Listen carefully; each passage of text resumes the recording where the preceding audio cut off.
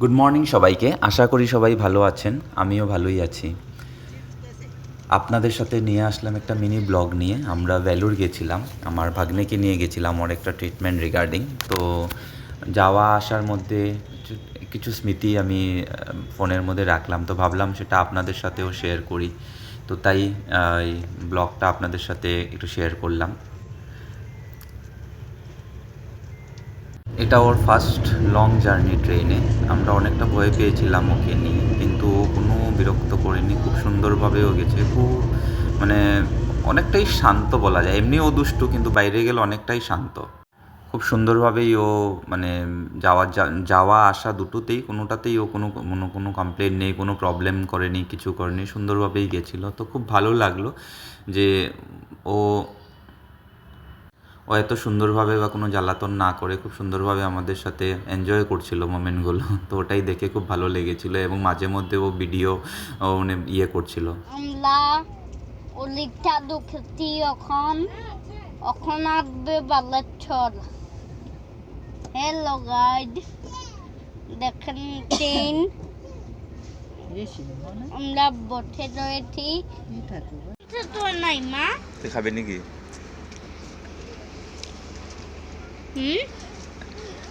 আমি অল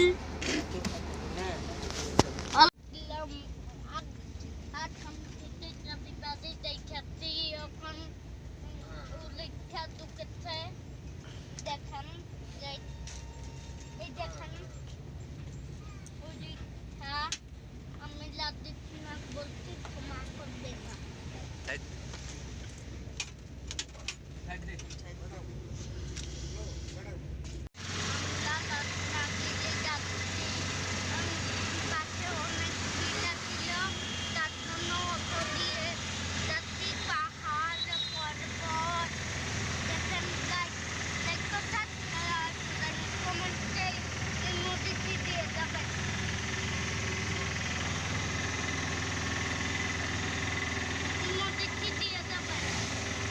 ট্রিটমেন্টের কাজটা শেষ করে, মানে ট্রিটমেন্ট সম্পূর্ণ কমপ্লিট করে, তো আমরা টিকিটটা হয়নি, তো আমরা ভাবলাম যেহেতু ভেলুরে আছি তো ওদিকের মন্দিরগুলো খুব সুন্দর হয়, তো আমরা ভিজিট করি। তো আমরা গেছিলাম রত্নাগিরি গোল্ডেন লক্ষ্মীনারায়ণ মন্দির। তো একদিনেই আমি ভাবলাম দুটোই কভার করব, কিন্তু পসিবল হলো না। তো রত্নাগিরি মন্দির আমরা যেখানে স্টে করতাম সেখান থেকে ঘন্টাখানেক লাগে আর কি। বাট এত সুন্দর জায়গা, আর মন্দিরটা এত মানে সুন্দর আর কি।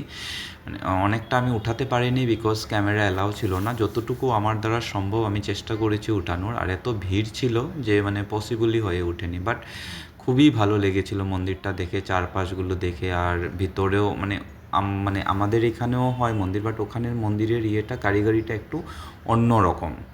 খুবই সুন্দর। আর ভগবানের যে প্রতিমাগুলো দেখে এত ভালো লাগছিল। আর ওখানের রিচুয়ালসগুলো একটু অন্যরকম আমাদের থেকে, বাট খুব ভালো লাগে। ভগবান তো সবখানেই একই, তো খুবই ভালো লাগছিল।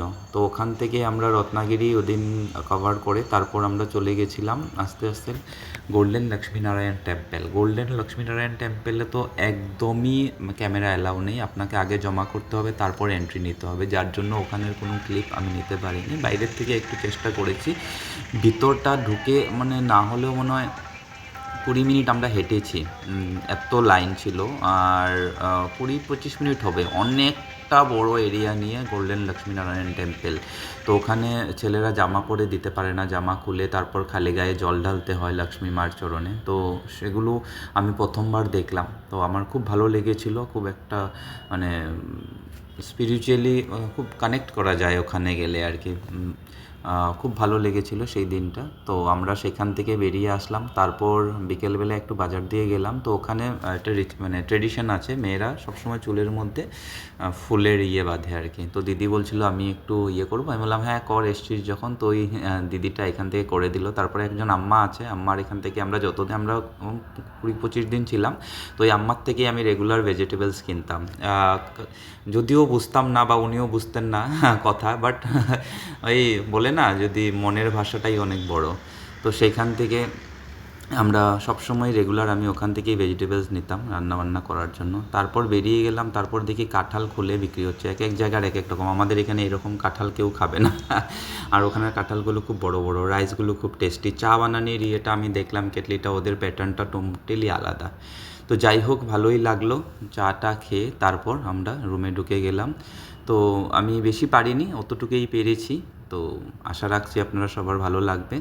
সবাই ভালো থাকবেন, সুস্থ থাকবেন, সবাইকে ভালো রাখার চেষ্টা করবেন। Thank you for watching, have a great day.